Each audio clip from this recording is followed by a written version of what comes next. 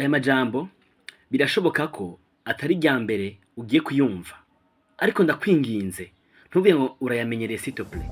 Ntamenyerwa. Imana iratwibutsa kandi irashaka ko tumenya ivyiza bibereye kugira ngo tugire ubuzima bwiza bufise itoto kandi tubere umugisha abandi mu kwama ivyiza.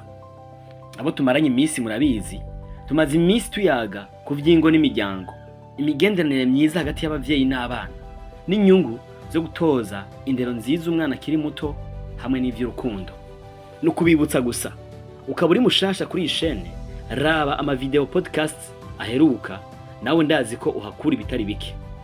Ni Femi TV, Jean Fred Le Phoenix, wibuke gukora subscribe namwe utarayikora cyangwa uri mushasha, merci. Reka dusome muri Zaburi ya mbere kuva ku murongo wa mbere gushika kwa gatatu.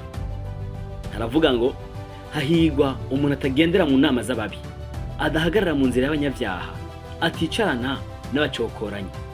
Ariko ibimuhimbara biri mu vyagezwe vy'Uhoraho, kandi ivyagezwe vyiwe nivyo ashira ku mutima ku murango no mwijoro.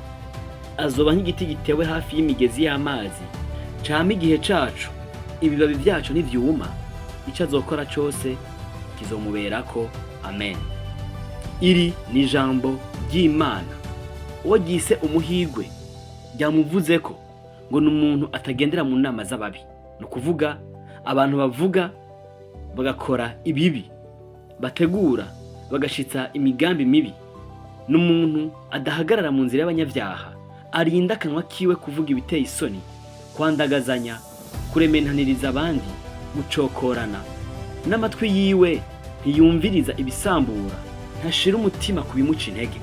Ngo ariko ibimuhimbara biri mu vyagezwe vy'ijambo ry'Imana, kandi nivyo ashira ku mutima ibihe vyose. Amen. Uno munsi ingo n'imiryango vyinshi bisambukira mu biyago bibi, mu nama zitari nziza z'abantu bafise ibikomere canke experience mbi y'ivyo babayemwo, swate mu ngo zabo canke mu miryango barimwo. Imigoroba yawe wicarana n'abandi, muyaga ibiki? Uyikoramwo iki? Gwaruka namwe bavyeyi, ibi bibazo bikeneye inyishu ziri bien réfléchi. Inama mbi zabo wita abagenzi, ingeso mbi zabo mugorobezanya, mwihaya ibibi canke mubitegura, nibigusambura, nibikubuza kugira kazoza keza kawe nako umuryango uzoshinga canke umuryango washinze. Imana itugendere, iduhishurira ibanga ryo kuyimenya tukayizera, iduhe kuyikunda, kuyitinya, kuyubaha no kuyikorera, kuko bizoturinda kujana n'abatazi yo baja, bidushire kure y'inkozi z'ibibi. Hama Imana ntizobora kuduha ivyo dukeneye nk'inyongera mu miryango, n'imigambi yacu myiza izoyishitsa. Urafise intumbero, urafise indoto nziza wifuza gushikako, birasaba discipline no kugira engagement idasanzwe kugira ngo ntuze ukure mu kanwa kawe ivyanditswe vyera, ariko uze wame ubirimbura ku murango no mwijoro kugira ngo ubone kwitondera ivyanditswemo vyose. Niho ivyawe bizogenda neza, ukagira amahirwe. Ni ijambo riri muri Yosuwa igice ca mbere umurongo w'8. Ijambo ry'Imana nigo rufatiro rwiza rw'indero nziza dukwiye guha abana bacu.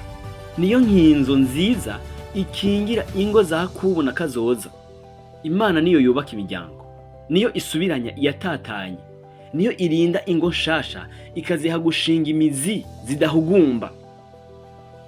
Dushire umutima kubiyihimbara, nayo izotunezereza, kuko n'isezerano ryayo nk'uko tubibona kuri uyu murongo wa 3 wo muri Zaburi ya mbere. Havuze ngo uzoba nk'igiti gitewe hafi y'imigezi y'amazi, cama igihe cacu, ibibabi vyacu ntivyuma, ngo ico uzokora cose kizokuberako. Reka abakubona bakwita umuhigwe, ico ukora n'ico ukorako cyose gikunde, kubera ko Uhoraho Imana ari kumwe nawe. Raba abo mugendana, abo muhagararana, nabo mwicarana, kuko bafise uruhara runini kuco uzoba. Urinde umutima wawe ikibi, nayo izoguha ikiri ku mutima wayo. Sinzi ko uvyumvise neza.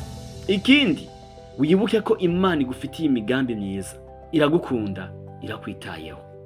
Reka tugeze hano no munsi dukomeze guterana intege, twibukanye ibibereye kugira dukomeze kubaho kubw'icubahiro c'Imana mu miryango yacu, mu ngo, mu bikorwa, mu byo turimo byose. Imana ibahezagire.